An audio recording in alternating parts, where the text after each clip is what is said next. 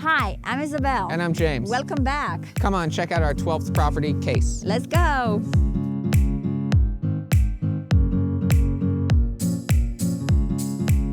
Welcome inside Case.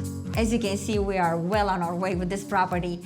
I love this type of renovation because we can keep the whole structure of the house, all the walls. We don't need to move many of the walls and reframe, which increases the cost.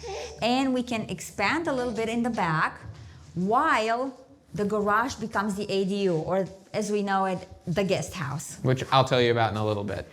This way, as you can see, we kept the two bedrooms, the two former bedrooms, though we increased a little bit the size of the bathroom, added a hookup for the washer and dryer, and in the back there, increased the size of the closet for one of the bedrooms.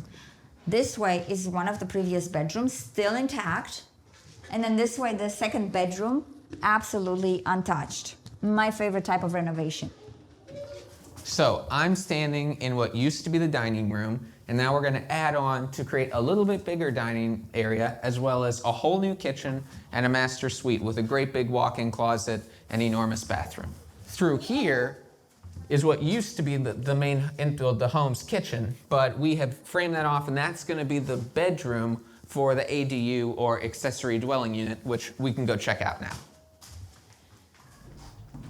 All right, so here I am in the bathroom of the ADU. You can see it's raised up off the concrete slab that was the garage floor. And the reason for that is to reduce the cost of plumbing for bringing all the water and the sewer line over to the ADU. So if you'll follow me into the bedroom, and remember, this used to be the kitchen of the main home, and now we've appropriated it into the bedroom for the ADU.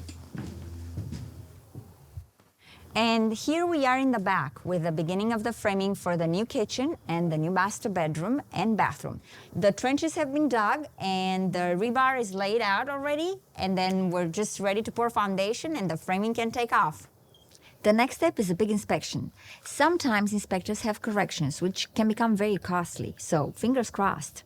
Do you think everything will go smoothly? Write in comments. Do you think everything is enforced right and will pass this one? Or do we need to do more structural engineering work? What have been your experiences with inspectors? Were you majorly delayed? Hopefully not.